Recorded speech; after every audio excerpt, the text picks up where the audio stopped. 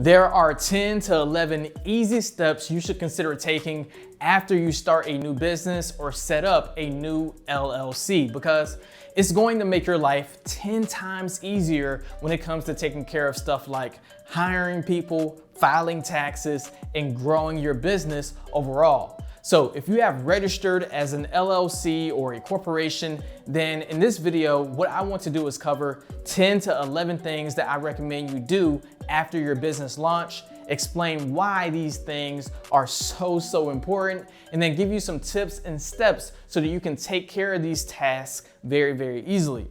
Now, before we dive in, I'm curious, okay? Do you have a business right now, or are you just researching and planning to set one up? Tell me down in the comment section below so that I can get to know you a little bit better. All right, let's go ahead and dive in with step number 1, buy your business domain. Everyone should know that your domain name is your website address or your website's URL. Okay, now understand there are thousands of new companies being registered every single week. And even if you have secured your business name, like you have officially registered your name and it is yours, anyone can still buy your domain name. Hey Sean, look, I'm about to register my domain. Hey, in fact, some people have databases filled with newly registered organizations, and what they'll do is buy your domain name and try to resell it back to you. So I highly recommend that you buy your domain name as soon as you receive your articles of organization or your articles of incorporation, which means you have officially registered your company. Now, buying your domain name is super affordable and easy. You can use almost any website host like GoDaddy.com to get a name for like $9.99 per year. Now, if for some reason your ideal domain name is taken, then you can either A, use the plural version of your business name, B, pay a higher price and buy the domain name from a third party, which is usually possible when you visit a website URL and you see something like this, or C, you can use something like .co, .net, .org, or another popular one right now, .io. All right, let's move on to the second thing you need to do after you start a new business. Step number 2, get your... But hold on, really quick, let me introduce myself if you're new to the channel. Hey there, I'm Sean, a self-made millionaire and entrepreneur, and right now I'm on a mission to help people start, fund, and grow their business. Hey, if you're watching this video and you're enjoying it so far, all I ever ask for you to do is hit the like button if you get an incy-wincy bit of value from watching, and if you really like it, go ahead and subscribe. All right, step number 2 is to get your EIN. Literally, this is the first thing I have my tax clients do as soon as their business is registered. EIN stands for Employer Identification Number, and you need it for a lot of things such as filing your business tax returns, opening a business bank account, getting small business loans, building up your business credit, hiring new team members and employees, and it could even help you prevent identity theft. So having an EIN number is extremely important for businesses and something you should definitely consider setting up as soon as you register your company.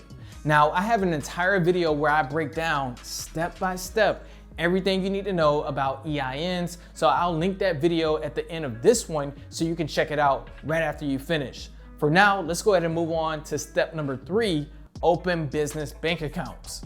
This one really helps make your life easier. Believe me, you do not want to commingle your personal finances with your business finances for many reasons. One big reason is number 1, taxes, because after the tax year, you're going to need to report all your business income and all your qualified expenses to the IRS. But if your personal finances are commingled with your business finances, you're going to create a big headache and project for yourself and your accountant. Number 2, accurate financial reporting. You need to know if you're profitable or not, right? Well, you'll find out very quickly that when you have a fully operational business, there can be thousands of transactions that take place every single month, because now you're going to be paying your team, both your W-2 employees and your contractors. You're going to be paying for business software and tools, paying for advertising and marketing, and a lot more. Now, another big reason to open a business bank account is number 3, record keeping, because if you are ever audited by the IRS, you need to provide proof of all your business income and all your business expenses. And to prove the expense was ordinary and necessary, and something that many people don't know is the IRS is legally required to accept bank account statements and forms as proof of your tax deductions. All right, I have another video where I break down all the business bank accounts that I highly suggest and why in much greater detail than this. So I'll link that video at the end and in the description below if you want to check that out. For now, let's keep chugging along with step number 4, apply for a business credit card. So I also highly recommend this step even if you don't need additional business funding because, okay, having a business credit card allows you to start building up your business credit. And you never know when that may come in handy. You may need business credit for purchasing more inventory or acquiring a commercial real estate property or developing a new technology or running more ROI positive advertising campaigns and so on. So what I do is I usually get a business credit card and then I use it to pay for things I would normally buy anyway, right? Like my website hosting fees or my G Suite email or my various business subscriptions. And so I use my business credit for those things and then I pay off the balance every single month, because the interest rates on business credit cards are extremely high. They're even higher than many personal credit cards. And so that way I avoid paying too much interest. I'm also building up my credit. Plus, many credit cards, business credit cards specifically, have extra incentives like cashback rewards and points that I can later use. But of course, I would suggest don't spending money that you don't have, like money that is not in your business checking account, because ideally you'll want to use the cash from your business checking account to pay for your business credit card. All right, moving on to step number 5, I have apply for business licenses and permits, because depending on what type of business you have in the state that you operate in, you may be required to have a specific license or permit. And you want to take care of this quickly because sometimes it can take you a while to receive your license or your permit. The federal government also requires certain licenses and permits based on industries, such as if you're in the business of sales of food and agriculture, or the sale of alcohol, or aviation or flying planes, or transactions involving firearms and explosives, transportation and logistics, and much more. Now, this step sounds difficult, but it's not, okay? It's actually pretty easy. In general, I would recommend you check with your state's business office, like your Secretary of State's office, and then make sure your business isn't operating without any necessary documentation, licenses, or permits. And you could also check by running a Google search like your industry plus your state plus license or permit. Okay, let's transition to step number 6, set up business insurance. Something that so many people confuse once they have an LLC is liability protection. Okay, so here's the deal. Your LLC shields you from being personally held liable for damages that people may claim your business caused. However, an LLC does not shield you from being held liable for business damages. So if you have business assets like business vehicles, real estate properties within the business, equipment or other assets purchased by the business, and of course, business cash, well, all of those assets could be exposed in the event of a lawsuit, but that's where business insurance comes into play. Now, business insurance is designed to protect your business from major risks. This includes stuff like lawsuits, property damage, and even theft or stolen property. Some policies will even hire the attorneys and handle the entire legal case for you so that you can focus on running your business. Now, whether you're just getting started or you've been in business for years, it's crucial to have the right coverage in place. Otherwise, you could jeopardize your business growth and end up having to deal with a costly legal battle.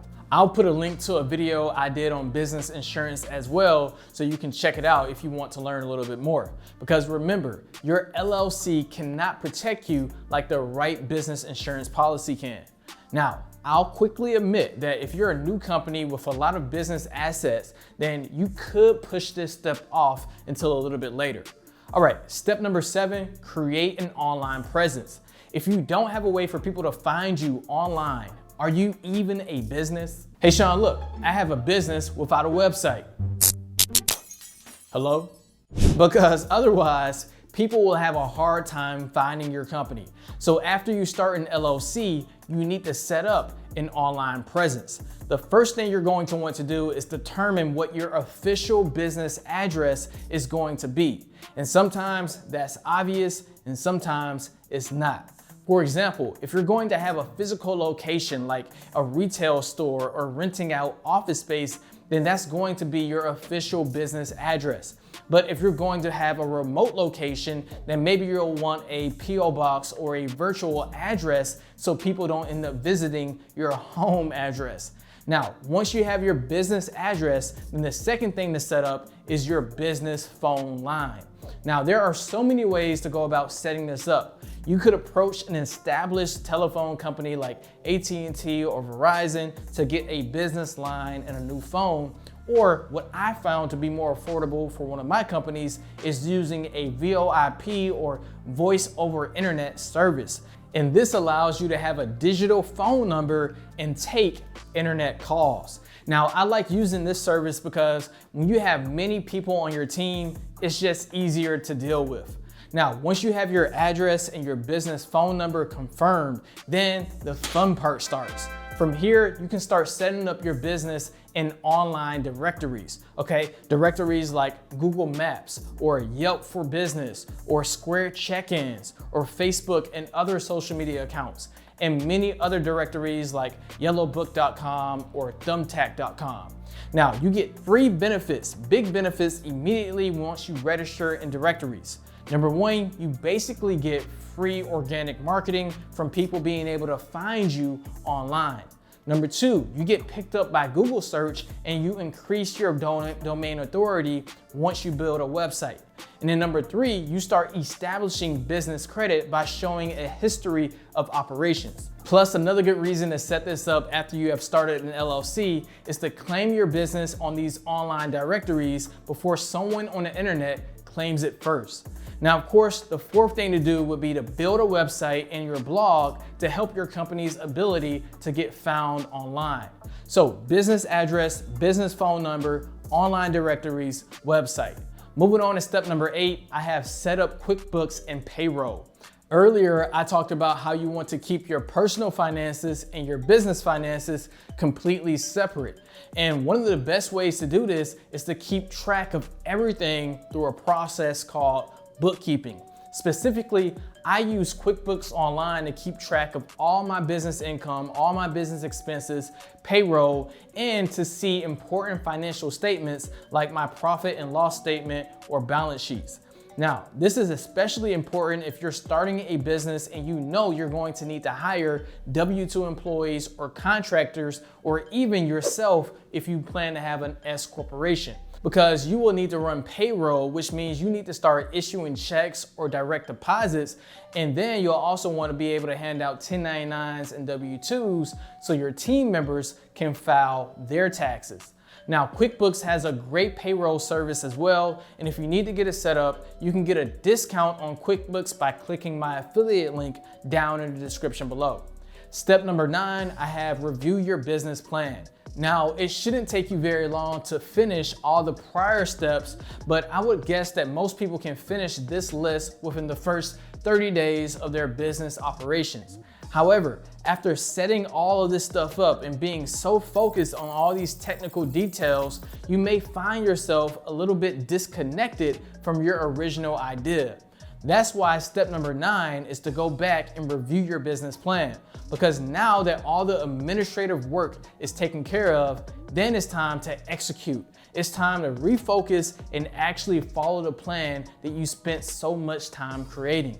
Now, if you don't have a business plan yet, then you know I think this is a big mistake. This is something you should have in place before you register your business. But if that's you, don't worry too much. Just spend the next couple of weeks really strategizing, doing your market research, and figuring out exactly how you're going to attack the market that you're in. Now, you can create a very professional business plan using a website called lawdepot.com, which will walk you through step by step how to create a successful business plan. And I'll also put my affiliate link to them down in the description below. All right, now that you made it this far, then guess what? I think you're really going to benefit from step number 10, because this is something I wish someone had told me when I started, which is to start organic marketing. Now, what do I consider organic marketing to be? Well, basically any marketing that you can do without spending money on ads. So no Facebook ads, no Google ads, none of that. And look, I spent 2 to 3 years wasting my money on all types of advertising. We did stupid stuff like buying billboards and magazine ads before we really started pursuing organic marketing strategies like starting a blog or building up a social media presence and starting a YouTube channel. And once I made the pivot, my company started acquiring more website visitors, leads, and customers. But here's the thing, okay? It takes a while before you start seeing any success with organic marketing, like 1 to 2 years plus. And even though I'm happy, I'm blessed to be in the position that we are today, I sometimes still wonder, man, what if we started sooner? How much bigger would we be today? I mean, even this is a new YouTube channel. And with as much experience as I have, I still wish I would have started sooner. So that's why I'm telling you right now, do not wait 3, 4, 5 years and be like me and realize you should have started creating content much earlier. All right, now the next step is completely optional and maybe something you don't need to do at all, which is step number 11, raise money. Because now that you have everything in place for your company, private investors and banks will take you a lot more seriously, because you have everything you need to walk in, fill out an application as a qualified and registered business entity, and hopefully you already have a solid business plan.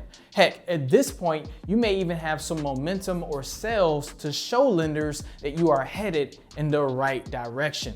Now, if you've been watching me for a while, then you know I think you should stay away from too much business debt and giving away too much equity unless you absolutely need to, or you just happen to be on something like Shark Tank or The Dragon's Den, right?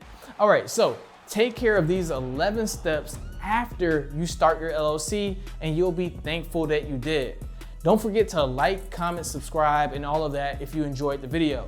Coming up next, I have 2 more videos I mentioned I would link at the end, so check those out if you haven't already, and I'll see you over there.